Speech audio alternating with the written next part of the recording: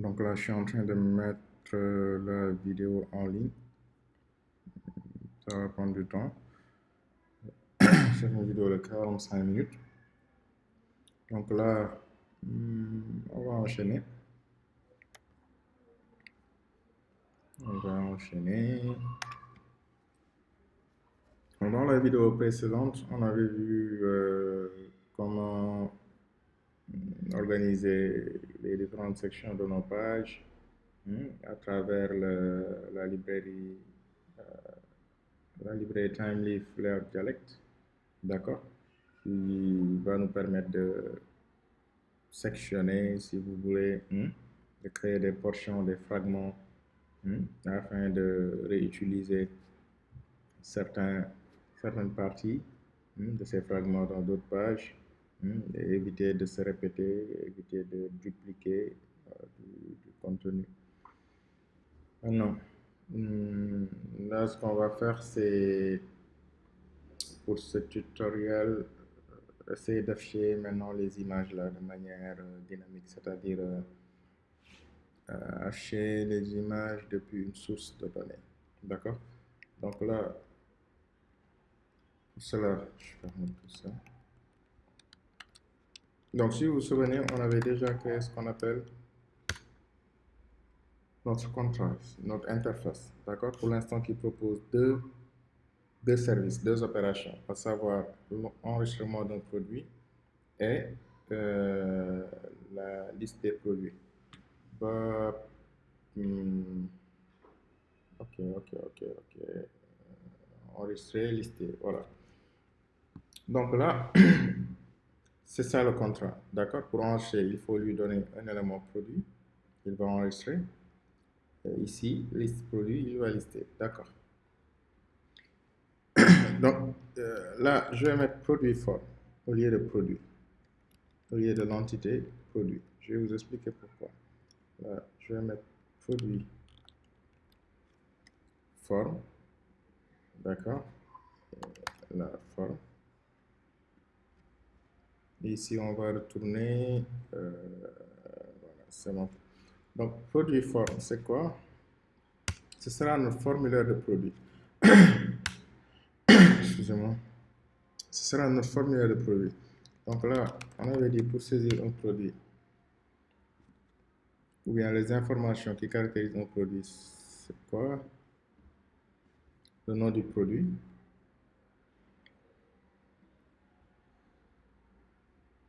On dit, voilà, donc le nom du produit, le prix, la quantité, la description et le statut. Donc ça sera notre formulaire. D'accord? Et là, il faut que je génère ce qu'on appelle les getters et les setters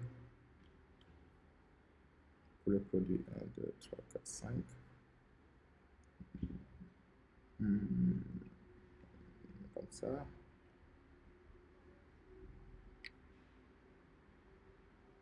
Voilà.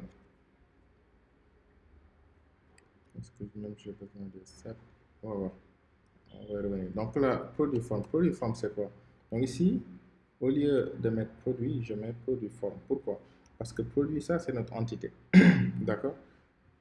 Qu'est-ce que ça veut dire, c'est notre entité? En fait, il y a des informations qu'on ne veut pas divulguer. D'accord? Il y a des informations qu'on ne veut pas divulguer aux utilisateurs. Ça, c'est notre modèle. D'accord? Ça ne doit pas sortir, dehors, si vous voulez. D'accord? On doit préserver ça, on doit maintenir ça. Donc, qu'est-ce qu'on va faire? On va proposer à l'utilisateur ce qu'on appelle un produit forme. D'accord? Ça, ce seront les champs qu'on attend de l'utilisateur. D'accord? Mais ce modèle-là, ça doit être interne. Ça doit être interne à notre application. On ne doit pas dévoiler ça. Donc, vous comprendrez de manière plus concrète. Donc, la produit forme, nom, le prix, la quantité, ça reprend les caractéristiques de produit. Maintenant, il faut que j'implémente mon interface parce que là, souvenez-vous, une interface, c'est juste un contrat qui est là. D'accord? Donc, si je veux l'utiliser, il faut que je respecte le contrat. Il faut que j'implémente cette interface. Ça veut dire quoi? C'est respecter le contrat et après pouvoir mettre en place, d'accord, les opérations. Donc, il nous faut créer une classe qui va implémenter cette interface-là et après qui va bénéficier des services. D'accord? Donc là, je peux l'appeler produit service impl comme implement. D'accord? C'est une classe. C'est une classe qui va implémenter l'interface produit service. Et là, vous voyez, j'ai une erreur. J'ai une erreur. Qu'est-ce qu'il me dit? Il me dit que je dois implémenter, d'accord, la méthode enregistrée dans produit form ou bien déclarer la classe produit service comme abstract. D'accord. Moi, je vais implémenter. C'est là. Il faut que je respecte le contrat. Respecter le contrat, c'est quoi? Il faut que j'implémente, d'accord, les méthodes fournies au niveau du service. Ces méthodes sont quoi? Enregistrées, listées. Voilà. Je respecte juste le contrat. Après, ce que je fais dedans, peu importe. Mais il faut que je respecte le contrat. Le contrat, c'est quoi? Je ne retourne absolument rien. La méthode s'appelle enregistrer. Ça prend un paramètre, un formulaire de produit. La méthode retourne une liste de produits. Listé, ça ne prend pas de paramètres. Je respecte le contrat, c'est bon. Après, comment je fais ça? On s'en fout. D'accord, il faut juste respecter le contrat. Maintenant, enregistrer produit. Comme je vous l'expliquais, on peut avoir plusieurs sources de données. Il n'y a pas seulement les bases de données, d'accord? On peut avoir fichier texte, une base en mémoire, des collections, d'accord, qui sont des mémoires volatiles, le cloud, d'accord, donc une base de données, donc tout ça c'est des supports de stockage, d'accord. Donc pour aller vite,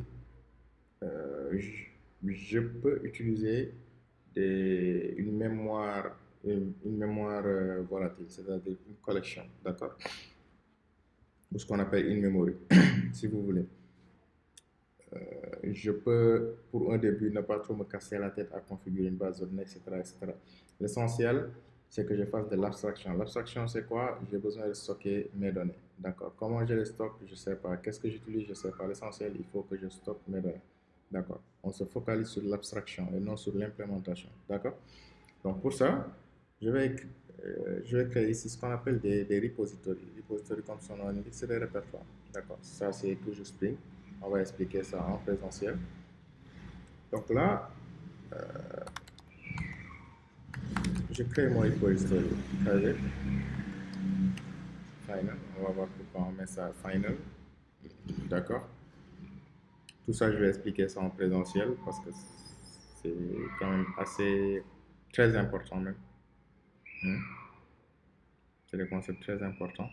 Donc, private final, je vais appeler produit repository. Produit repository. D'accord. Ça n'existe pas. Il faut que je le crée. Ça aussi, je fais de l'abstraction. Je crée une interface. Je ne crée pas une classe. D'accord. Je crée une interface. Et vous allez voir pourquoi. Donc, je crée une interface. L'interface, qu'est-ce que ça va faire? Ça va me proposer, d'accord, de créer un produit. Donc, je mets par exemple produit enregistrer ou bien créer. Donc, je vais appeler ça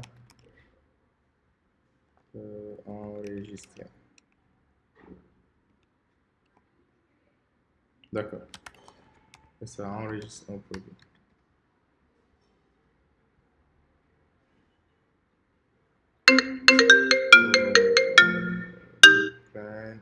Je vais repasser.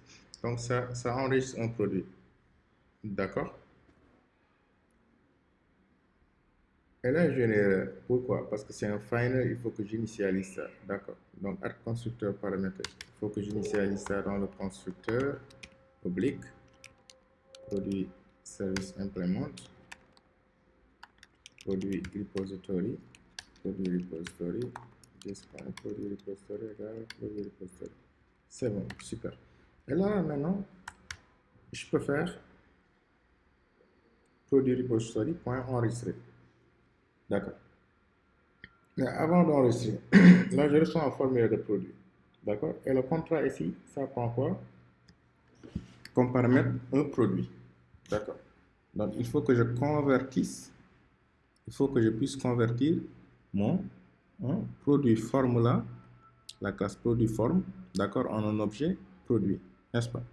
Donc, pour ça, c'est simple. Je crée ici un produit avec mon constructeur produit égale new produit.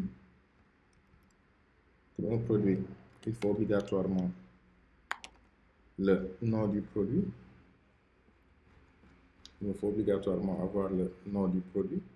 Donc produit.get form.get nom produit. D'accord? Il me faut obligatoirement un prix.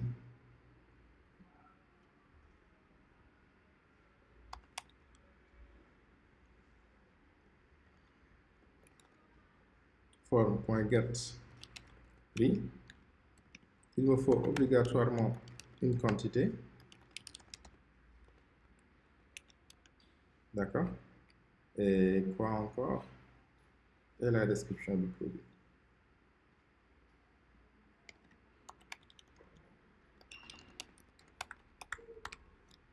Donc, quand je crée un produit, il me faut obligatoirement avoir 1, 2, 3, ces 4 informations-là.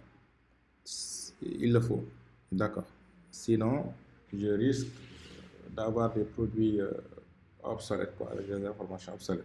D'accord. Donc, lors de la création de produit, il faut obligatoirement fournir le nom, le prix, la quantité et la description du produit. D'accord. Là, il me signale des erreurs. Get non, ça n'existe pas. Il ne le connaît pas. Donc, là, create méthode get non dans produit form. Je vais créer la méthode get non. Donc, public. Je génère des getters et des setters, mais je vais taper ça à la main. D'accord? String get non. Oups. Ça me retourne le nom. Ok. C'est bon. Get prix. Je fais pareil. Public. D'accord. D'abord, get prix. Je retourne le prix. D'accord. Ça me permet de récupérer les éléments saisis. Là, get quantité. Pareil. Public quantité int get quantité return quantité, d'accord. Et là, get description, pareil. Font là, j'utilise ça, attendez, font 14, je mets ça à 15. Voilà. Donc, public string get description return description. C'est bon? Voilà. Et là, il me signale que le constructeur qui prend en paramètre nom, prix, quantité, description n'existe pas. Il me faut le créer. D'accord? Donc, je crée le constructeur. Produit. D'accord? Public. Produit qui prend en paramètre le nom, le prix, la quantité et la description. D'accord? Et j'initialise mes éléments. This.prix égale prix. This.quantité égale quantité. This.description égale description. J'initialise mes éléments. Donc ça a pour effet de faire quoi? Quand je crée un produit, quand j'instancie un objet produit, il faut obligatoirement que je lui fournisse ces éléments-là, le nom, le prix du produit, la quantité et la description. C'est obligatoire, n'est-ce pas? Et du coup, ici, je peux les mettre final. Final. D'accord. Pour dire qu'il faut obligatoirement les initialiser. Final. Le statut. Je dis que lorsque je crée un produit, d'accord, le statut est actif. D'accord. Je dis que par défaut, lorsque je crée un produit, d'accord, il est actif. C'est bon. Maintenant, là, je peux créer un objet produit. Et maintenant, j'appelle mon produit repository, point, enregistrer, produit. C'est simple. Là, j'enregistre un produit. D'accord. Maintenant, comment je l'enregistre? On va voir ça après. Mais là, je crée une interface qui me permet juste d'enregistrer un produit. Hmm? Après, vous allez voir l'utilité. Après. Donc là, c'est bon, j'enregistre mon produit. Super. Maintenant, il me reste une partie, c'est le contrôleur. Le contrôleur, souvenez-vous, c'est lui qui va, la requête va tomber ici, n'est-ce pas? La requête va tomber ici. Hmm? Donc ça, c'est la création du produit. Mais nous, ce que nous voulons faire, c'est ici l'affichage des produits. On n'en est pas encore à l'étape de création des produits. D'accord? On va faire ça après. Nous, pour le moment, hmm, on a besoin d'afficher les produits. N'est-ce pas? Mais avant d'afficher, il faut créer. C'est ça que vous allez me dire. Ok, donc on peut faire la création. Pas de souci. Donc là, souvenez-vous, une requête, d'accord? Lorsque l'utilisateur clique ici sur un lien, en fait, la requête, ça tombe ici au niveau du contrôleur. Donc là, qu'est-ce qu'on va faire? On va créer un formulaire de création, hmm? Un formulaire de création d'un article ou d'un produit. D'accord? Donc, c'est une création, c'est un formulaire, c'est une création. Donc, quelle opération on doit utiliser? Souvenez-vous, on avait get, post, put patch, delete. D'accord? Comme c'est une création, c'est le verbe post. D'accord? Et là, on lui dit produit, tout court. Public, string. D'accord? Je vais l'appeler créer, créer,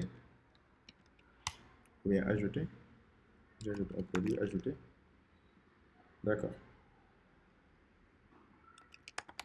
Return. Et là, c'est le formulaire de création. D'accord. Formulaire, produit. Il faut que je crée cette page-là. Le formulaire de produit.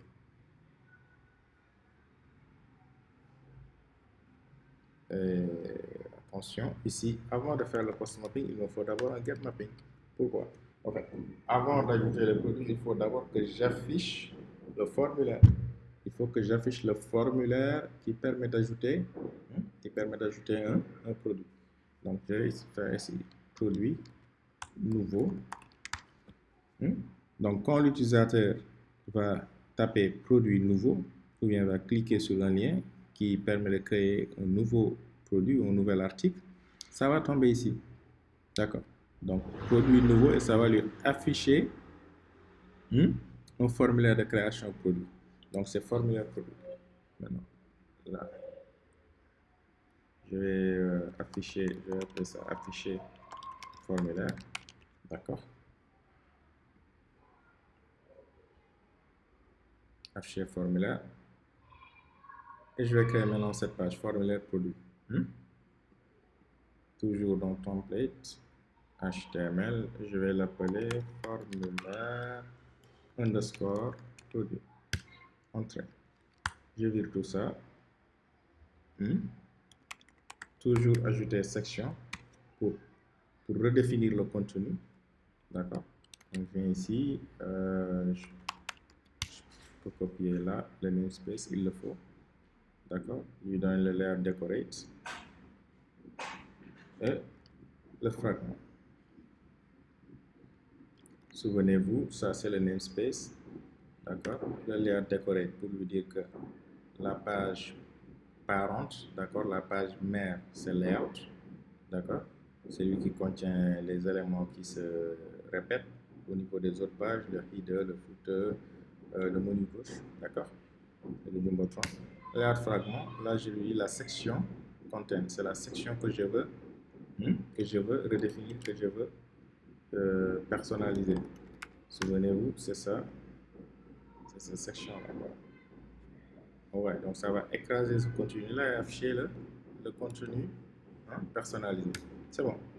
Maintenant, là, je vais juste mettre ici affichage formulaire. Affichage formulaire, n'est-ce pas? Maintenant, tac, tac, tac, on va lancer, je réfléchis. Alors, est-ce que si je saisis produit, d'accord, ajouter, comment j'ai défini ça? Produit nouveau. Est-ce que si je saisis produit nouveau, entrée, j'ai une erreur. Ça n'affiche pas mon formulaire de produit. Pourquoi? Pourquoi? On va voir ici. On n'a pas d'erreur ici. Donc, je vais redémarrer le serveur. Voilà. On va tester.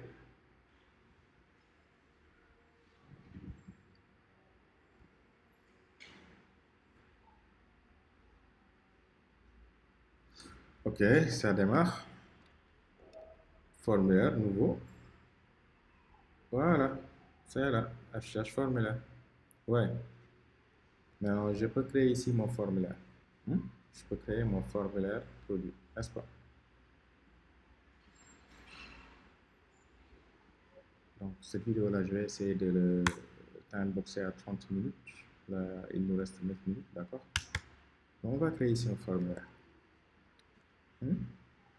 On va faire ça ensemble. Hein. Je n'invente absolument rien. Donc, je forme time if tout court. Handling form exception. Voilà. Je vais au niveau de la documentation. Oups. Je vais au niveau de la documentation. Tac. Il y a un petit exemple. Je suis. Là, je vous montre comment faire des recherches, comment appréhender les choses. Donc, il y a la documentation. Il y a toujours un tout petit projet pour vous expliquer les concepts.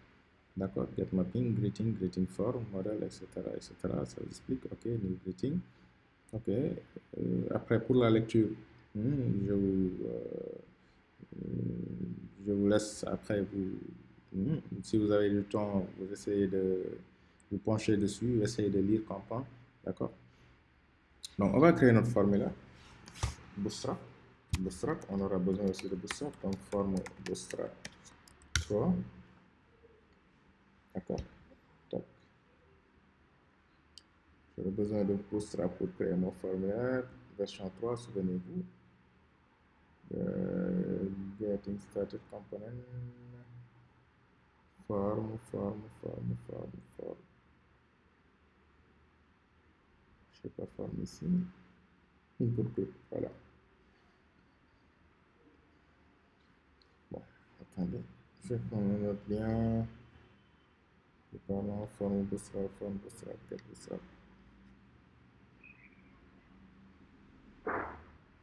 Version 4.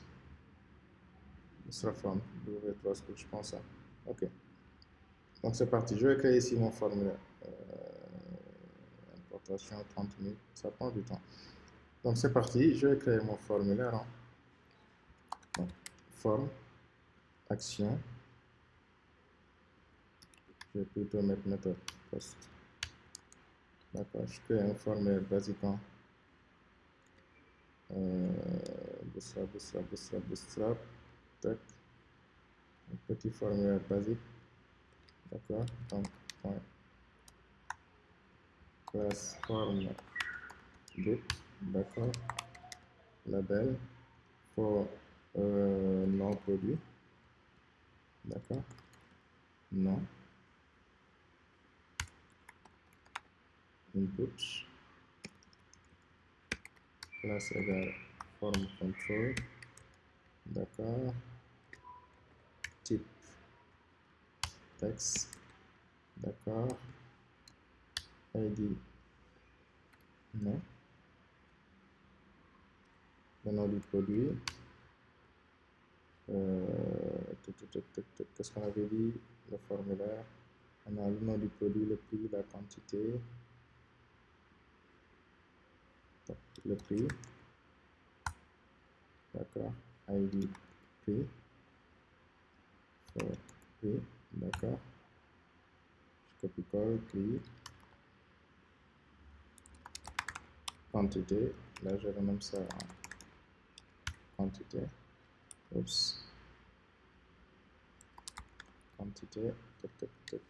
Ici, quantité, voilà. Et la description.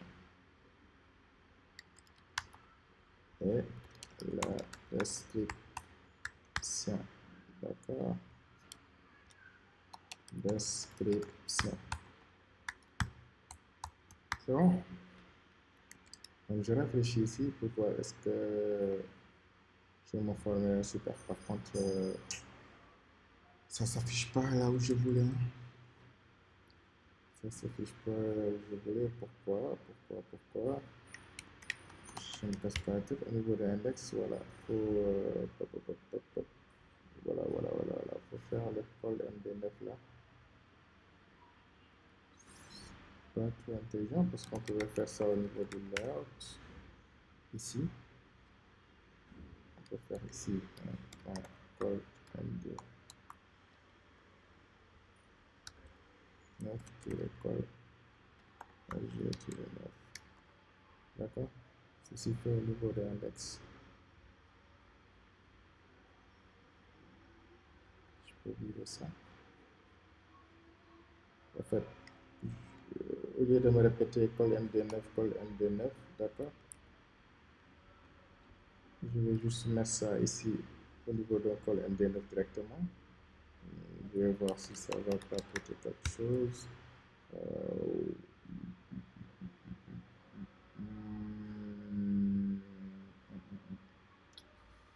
Ça va pas marcher parce qu'ici aussi, je sectionne la page.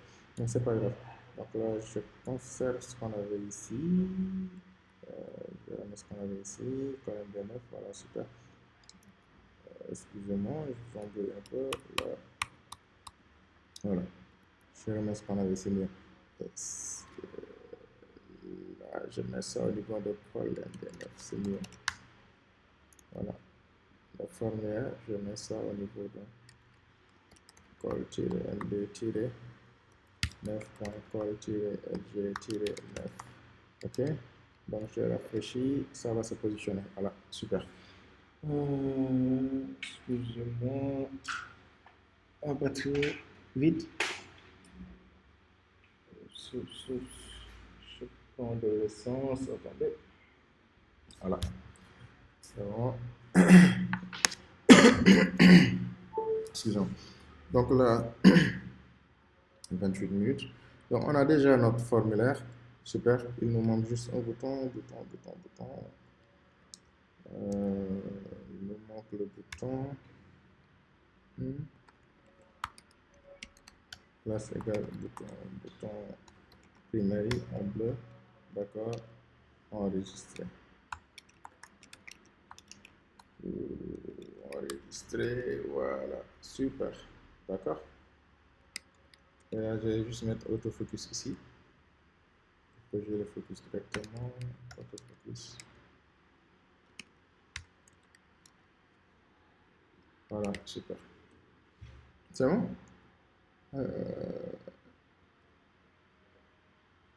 Voilà, j'ai mon formulaire, c'est déjà bien. Quantité, description. Maintenant, il faudra passer au traitement du formulaire. Hein? Donc, pour cette vidéo-là, on va s'arrêter ici pour ne pas exposer le temps. D'accord? Ça va permettre d'alléger le temps de mise en ligne, pour la mise en ligne en fait, de la vidéo. D'accord? Donc, on se retrouve pour une autre vidéo qui va s'attaquer au traitement du formulaire. À tout à l'heure.